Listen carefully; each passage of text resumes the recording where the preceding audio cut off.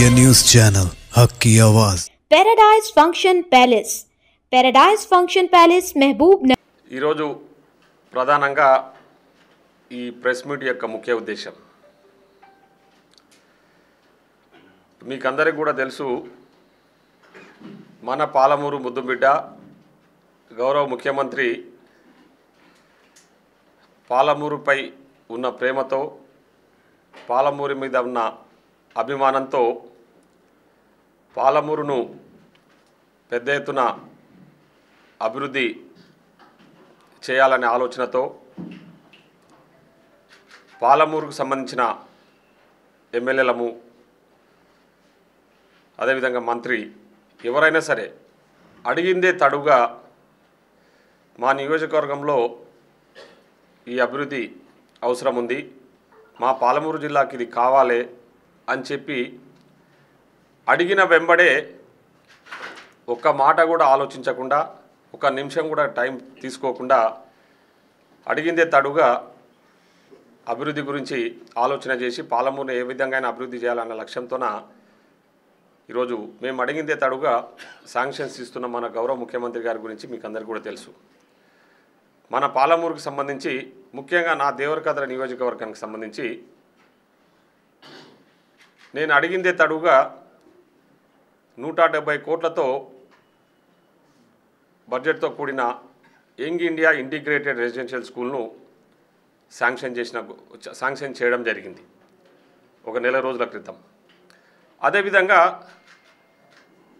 మనమందరం కూడా, మన పాలమూరు బిడ్డలమంతా కూడా ఎంతో భక్తి శ్రద్ధలతో పేదల తిరుపతిగా పిలుచుకునే మన కురుమూర్తి స్వామి బ్రహ్మోత్సవాలకు సంబంధించి నేను పోయి కలవడం జరిగింది. ముఖ్యంగా కురుమూర్తి స్వామి బ్రహ్మోత్సవాలు అంటే కురుమూర్తి స్వామి టెంపుల్కు సంబంధించిన డెవలప్మెంట్ విషయంలో కూడా గౌరవ ముఖ్యమంత్రి గారి దృష్టికి తీసుకుపోవడం జరిగింది. కురుమూర్తి స్వామి దగ్గర భక్తులు ఇబ్బందులు పడుతూ ఉన్నారు, ఆ రోడ్డు మార్గం లేదు, మెట్లగుండగా భక్తులందరూ కూడా పైకి వెళ్ళి దర్శనం చేసుకునే పరిస్థితులు ఉన్నాయి. అక్కడ బ్రహ్మోత్సవాలప్పుడు కూడా లక్షలాదిగా భక్తులు వస్తారని చెప్పేసి ముఖ్యమంత్రి గారి దగ్గర దృష్టికి తీసుకెళ్లడం జరిగింది. అదేవిధంగా గౌరవ ముఖ్యమంత్రి గారిని కూడా నేను మీరు కురుమూర్తి స్వామి బ్రహ్మోత్సవాలకు ఖచ్చితంగా రావాలని చెప్పేసి అడగడం జరిగింది. అడిగిందే తడుగా ఏమాత్రం ఆలస్యం చేయకుండా సంబంధిత శాఖ R&B మినిస్టర్ కోమటిరెడ్డి వెంకటరెడ్డి గారికి చెప్పి అక్కడ కురుమూర్తి స్వామి టెంపుల్కి సంబంధించిన ఘాట్ రోడ్డు నిర్మాణము, ఇతర డెవలప్మెంట్స్కి సంబంధించి 110 కోట్ల రూపాయలు శాంక్షన్ చేసిన ఘనత కూడా ఈరోజు మన పాలమూరు ముద్దుబిడ్డ రేవంత్ రెడ్డి గారిది.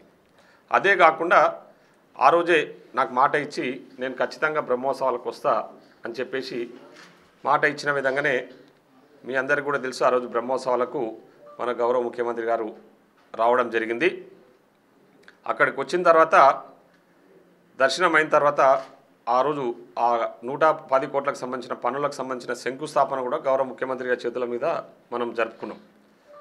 అదేవిధంగా అక్కడ భక్తులను ఉద్దేశించి మీ అందరి సమక్షంలో పాలమూరు జిల్లాకు సంబంధించి టెంపుల్స్ అంటే కురుమూరు స్వామి టెంపుల్, అదేవిధంగా మన్యంకొండ దేవస్థానానికి సంబంధించి కూడా ప్రతిపాదనలు సిద్ధం చేయండి, ఇంకా ఏదైనా డెవలప్మెంట్స్ ఉన్నా కూడా ఖచ్చితంగా చేద్దాము. ఇక్కడ భక్తులందరూ కూడా, ఇక్కడి పాలమూరు జిల్లా ప్రజలందరూ కూడా ఈ 2 టెంపుల్స్ను పెద్ద ఎత్తున హాజరవుతుంటారు, వాళ్ళందరూ కూడా ఎలాంటి ఇబ్బందులు లేకుండా చూడాలని చెప్పేసి చెప్తూ పాలమూరు జిల్లాకు సంబంధించి చాలా ప్రత్యేకంగా గౌరవ ముఖ్యమంత్రి గారు మాట్లాడారు. పాలమూరు అభివృద్ధి విషయంలో నేను ఎలాంటి కాంప్రమైజ్ కాను, నేను ఎవరు అడ్డుపడ్డా కూడా ఖచ్చితంగా నేను డెవలప్మెంట్ చేసి తీరుతా, ఎందుకంటే నాకు పాలమూరు బిడ్డగా ముఖ్యమంత్రిగా నాకు అవకాశం వచ్చింది, ఈ పాలమూరును అభివృద్ధి చేసుకునే అవకాశం వచ్చిందని చెప్పేసి ఆ రోజు ప్రజలను ఉద్దేశించి, భక్తులను ఉద్దేశించి మన మీడియా మిత్రుల ముందే మాట్లాడిన విషయం మనందరికీ కూడా తెలుసు. ముఖ్యంగా పాలమూరుకు సంబంధించి టెంపుల్సే కాదు, ఆధునిక దేవాలయాలుగా కొలవబడే ప్రాజెక్టుల విషయంలో కూడా చాలా స్పష్టంగా గౌరవ ముఖ్యమంత్రి గారు మాట్లాడిన విషయం మనందరికీ కూడా తెలుసు. పెండింగ్ ప్రాజెక్టులు ఏవైతున్నాయో ఆ పెండింగ్ ప్రాజెక్టులన్నీ కూడా త్వరితగతిన పూర్తి చేసి పాలమూరు జిల్లాను పూర్తి స్థాయిలో సస్యశ్యామలం చేస్తామని చెప్పేసి మన గౌరవ ముఖ్యమంత్రి గారు ఆ రోజు కురుమూర్తి స్వామి సన్నిధిలో చెప్పిన విషయం కూడా చాలా స్పష్టంగా మనందరికీ కూడా తెలుసు.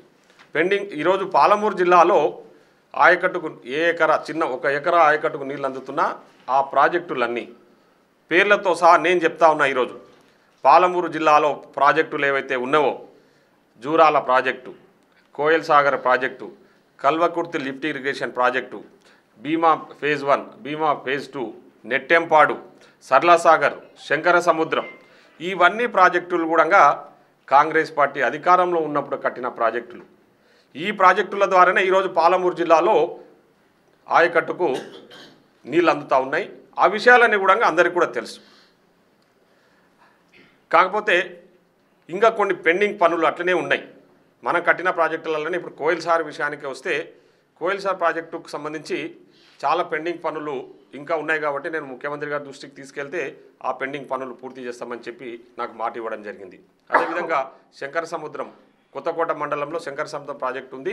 రైట్ కెనాల్ ద్వారా ఇంకా రైతులకు నీళ్ళు ఇస్తలేము. 2014లో పూర్తయింది, కానీ రైట్ కెనాల్ ద్వారా దాదాపు 20,000 ఎకరాలకు నీళ్ళు అందియాలి. అది కూడా అట్లనే పెండింగ్ ఉంది. అది పూర్తి చేయాలని చెప్పేసి ముఖ్యమంత్రి గారి దృష్టికి తీసుకెళ్లడం జరిగింది.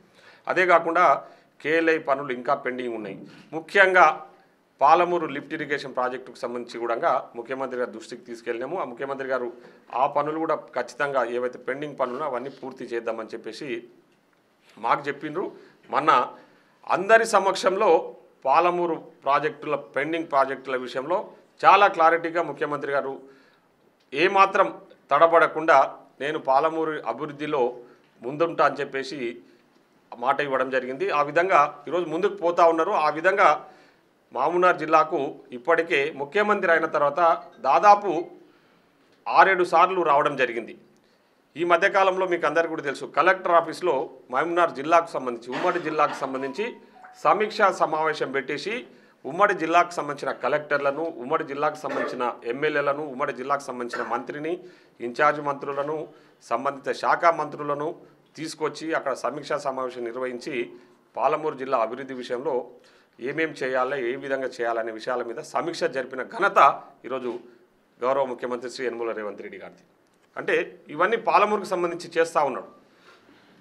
ఇతర జిల్లాలకు సంబంధించిన అభివృద్ధితో పాటు పాలమూరు జిల్లాను నేను పెద్ద ఎత్తున అభివృద్ధి చేస్తా అని చెప్పేసి ముఖ్యమంత్రి గారు చాలా స్పష్టంగా రివ్యూ మీటింగ్లో చెప్పారు. మొన్న కురుమూర్తి స్వామి సన్నిధిలో కురుమూర్తి స్వామి టెంపుల్కి వచ్చినప్పుడు కూడా చెప్పారు. ఆ విషయాలన్నీ మనం చూసినాము, మీరున్నారు సాక్షులు. అందరూ టీఆర్ఎస్ పార్టీకి సంబంధించిన, అంటే ఈ ఉమ్మడి జిల్లాలో ఉన్న ప్రజలందరూ కూడా ఆ రోజు టీవీలలోనూ పేపర్లలోనూ చూసింటారు ముఖ్యమంత్రి గారు మాట్లాడిన మాటలు.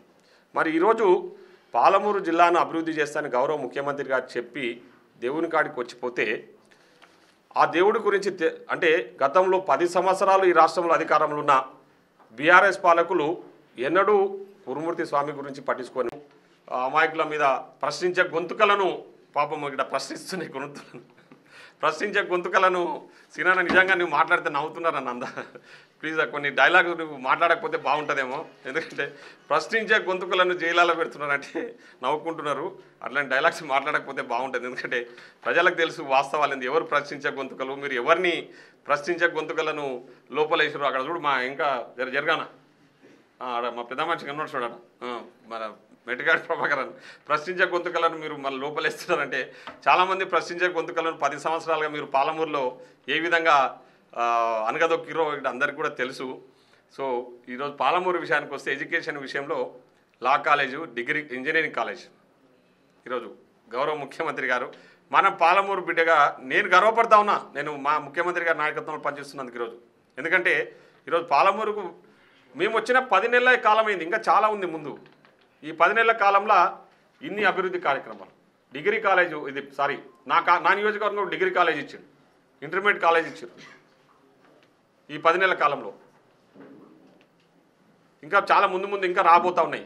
ఇక్కడ మన దగ్గర యూనివర్సిటీలో, పాలమూరు యూనివర్సిటీకి లా కాలేజు, ఇంజనీరింగ్ కాలేజు, మన పిల్లలు గవర్నమెంట్ చదువుకునే విధంగా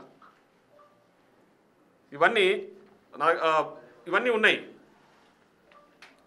కాబట్టి ఇప్పుడు హాస్టల్స్ విషయంలో మీరు ఏదో ప్రెస్ మీట్ పెట్టి మీరు మాట్లాడిన ఏదైతుందో, మేము పనిచేయడానికి ఉన్నాం. మీరు అందరు కూడా తెలుసు, మీకు కూడా వాస్తవాలు తెలుసు. కానీ ఏం చేస్తారంటే పైన కొన్ని ఒత్తిళ్ల వల్ల మీరు ఏదో ప్రచారాలు చేసుకుంటున్నారు, శ్రీనివాస్ గౌడ్ లాంటి వాళ్ళ వ్యక్తులు. కానీ అది ఎందుకంటే ఈరోజు మేము ఎక్కడ కూడా మీలాగా తిని ఇంట్లో కూర్చుంటలేమన్నా, మీ ముఖ్యమంత్రి గారిలాగా, మీ మాజీ ముఖ్యమంత్రి గారిలాగా. మా ముఖ్యమంత్రి గారు 24 గంటలు పనిచేస్తున్నారు, 24/7. కాబట్టి ఆరోపణలు చేసే ముందు, ప్రభుత్వాన్ని మీద ఆడిపోసుకునే ముందు కొన్ని వాస్తవాలు తెలుసుకొని మాట్లాడితే బాగుంటుందని చెప్పేసి ఈ సందర్భంగా తెలియజేస్తాను. Thank you.